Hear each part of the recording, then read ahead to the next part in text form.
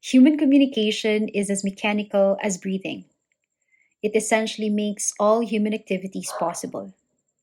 It allows one person to carry out what he aspires to do or to have, to establish his identity, and to create or maintain relationships which are too fragile when taken for granted. This is the reason why more and more scholars and researchers have tried to understand communication and devised ways and means for people to improve their communication skills. One of which is the theory called communicative competence. The main proponent was Delheims and then supported by his contemporaries. In which situations are we supposed to call people using their first name? Or to call them with honorifics, such as sir or ma'am? Your answer to this would determine your social linguistic competence. Social linguistic competence refers to our ability to use appropriate language given a specific context. Discourse or pragmatic competence, on the other hand, pertains to our understanding of anything beyond the sentence structure. This includes understanding silence, understanding the simple smirk. Other than linguistic, social linguistic, discourse, and pragmatic competencies, you should be able to develop your strategic competence. For instance, when a teacher provides you with an instruction in English, yet the student does not understand, the teacher would then shift to a language that the student would better understand. Strategic competence, therefore, refers to our compensatory strategies.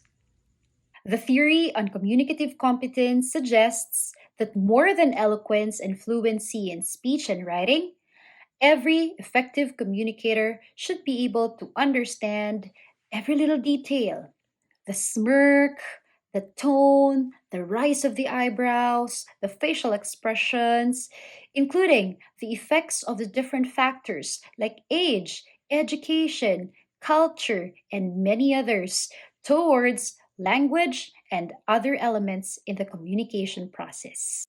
It is therefore the aim of this lesson that we examine closely the different communication models.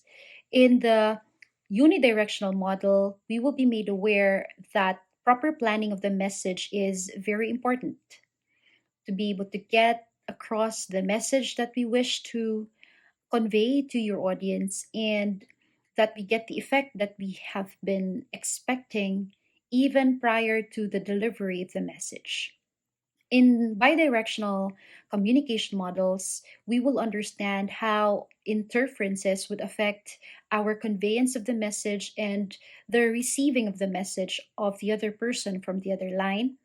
And other communication models would reveal to us how other factors would affect the dynamics in the communication elements, in the hope, of course, that we reflect on these different elements so that we will be able to establish a more effective and smoother communication.